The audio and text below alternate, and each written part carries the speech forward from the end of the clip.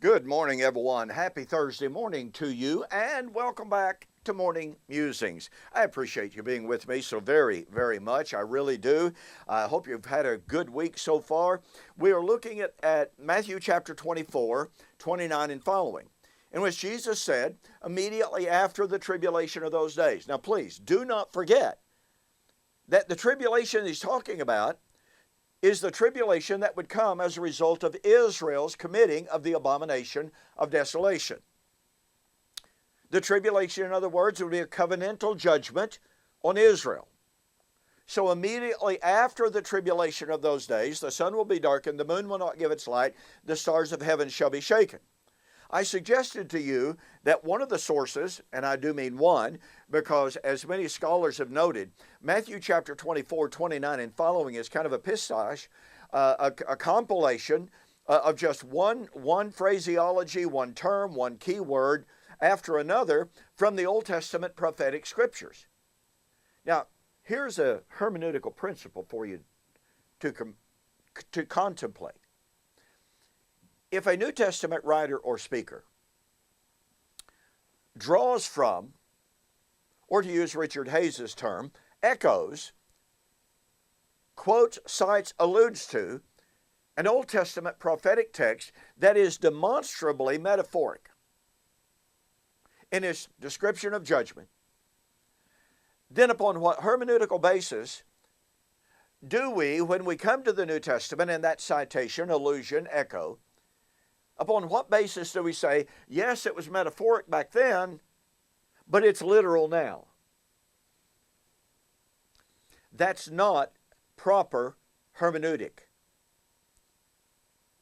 That is totally unjustified. Now, since it's going to take a little bit to develop this, but I want to call your attention to Isaiah chapter 24. Now, next week, we're going to continue our study of Matthew chapter 24, 29 and following, and show you some of the other connections, some of the Old Testament connections that are there, because this is an absolutely essential and an absolutely fantastic study. All right. Isaiah chapter 24, I want to suggest to you, serves as one of the major sources that Jesus is echoing, along with Joel 2, along with some other texts, and again, we'll examine some of those.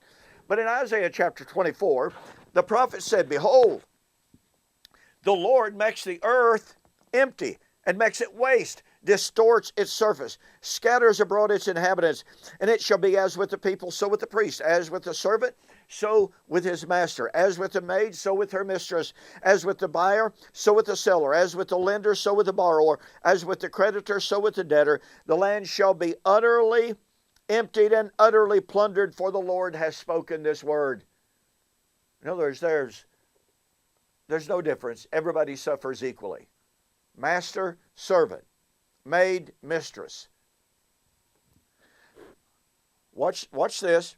The earth mourns and fades away. The world languishes and fades away. The haughty people of the earth languish. The earth also is defiled under its inhabitants. Now, I'm going to stop right there on purpose.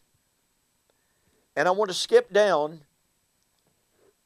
to verse 19 and following. I implore you, read the entire chapter. Please. Okay?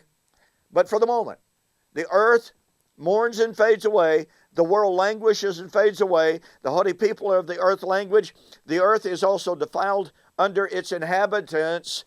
Now verse 19. The earth is violently broken. The earth is split open. The earth is shaken exceedingly. The earth shall reel to and fro like a drunkard, and shall totter like a hut. Its transgressions shall be heavy upon it, and it will fall and not rise again. Utter destruction. It shall come to pass in that day that the Lord will punish on high the host of exalted ones, and on the earth the kings of the earth. They shall be gathered together as prisoners are gathered in the pit, and they're shut up in the prison. After many days they will be punished. Then the moon will be disgraced, and the Son ashamed. For the Lord of hosts will reign on Mount Zion and in Jerusalem. The sun and the moon ashamed? They don't shine? The earth destroyed? Oh, let's go back to verse 5. The earth is also defiled under its inhabitants because. Now, do you remember what it said?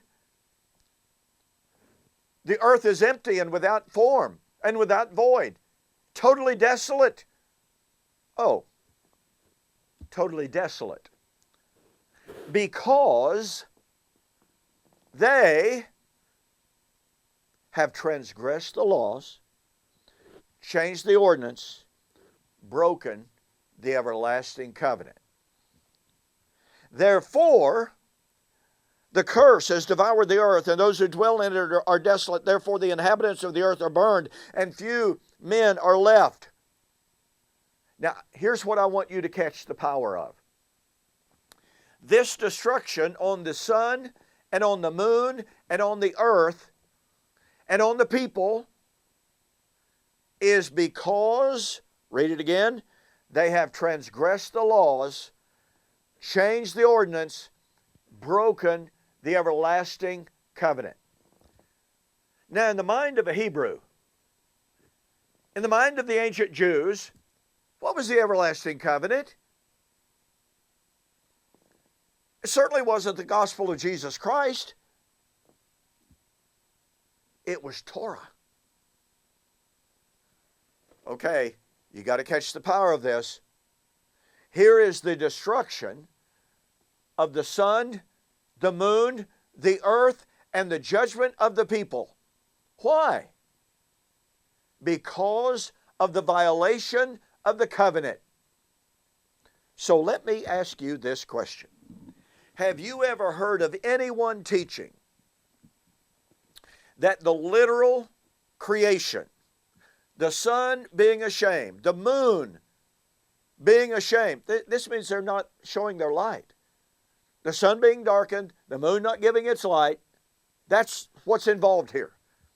Have you ever heard of anyone in any eschatological paradigm teaching that at some point of time in the future, material, physical creation will be destroyed because of Israel's violation of the law of Moses, of Torah? Let me answer that question.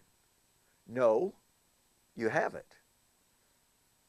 In all of my reading, in all of my years, and you know, in just about a week and a half, I turned 70 years old. Oh, wow.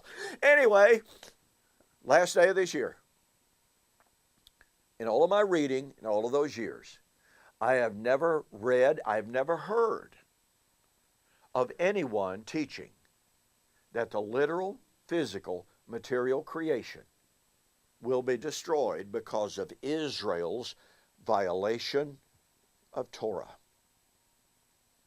Now, if no one teaches that, it's a violation of this. Oh, wait. Isaiah 24 is not talking about the destruction of literal physical creation, just like Matthew 24, 29 and following is not talking about the literal physical creation being destroyed. Isaiah 24 is a covenantal judgment on Israel for violating Torah, just like Matthew chapter 24 is a covenantal judgment on Israel for committing the abomination of desolation. And that's driven home here in Isaiah chapter 24 by the fact that this judgment is going to would be on the city of confusion. Now, Isaiah 29 tells us that's Jerusalem. It's Ariel, city of confusion. Every house is shut up so that none may go in. There's a cry for wine in the streets, all joy is darkened. The mirth of the land is gone. In the city, desolation is left, and the gates are stricken with destruction. Now, let me ask you a question.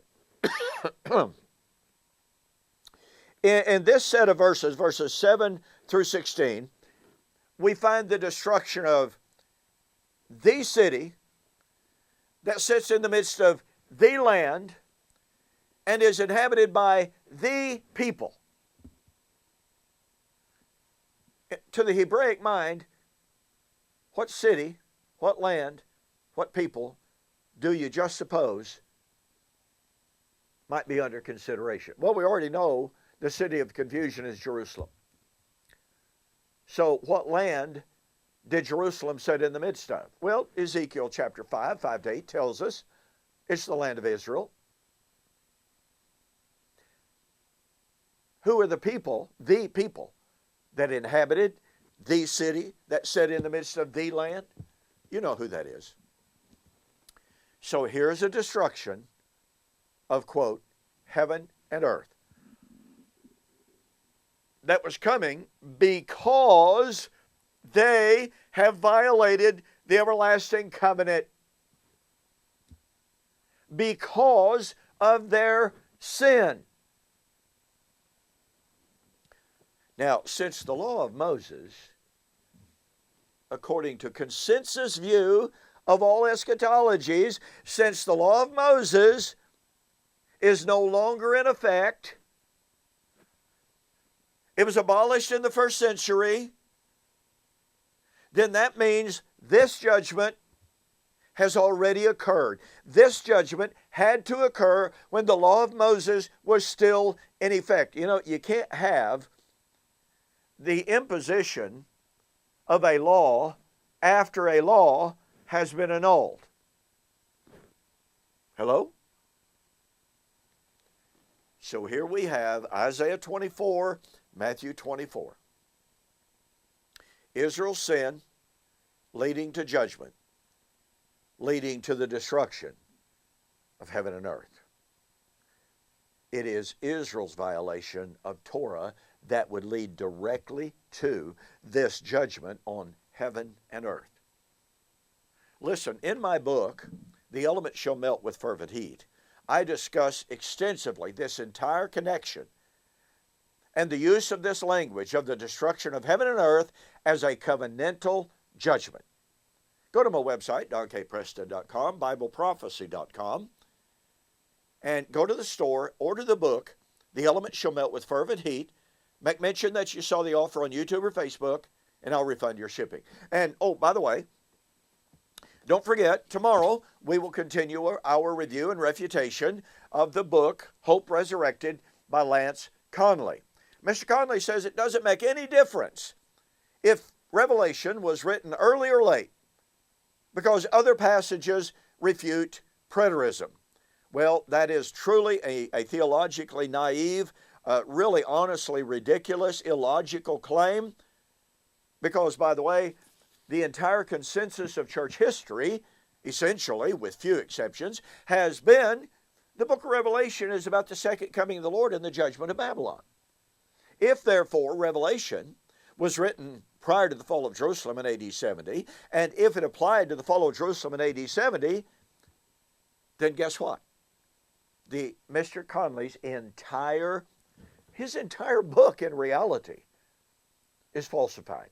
So, on tomorrow's morning musings, I'll be sharing with you just a tiny snippet of the evidence that proves beyond a shadow of a doubt Revelation was written prior to the fall of Jerusalem in AD 70, and it foretold the coming of the Lord in the judgment of that great city.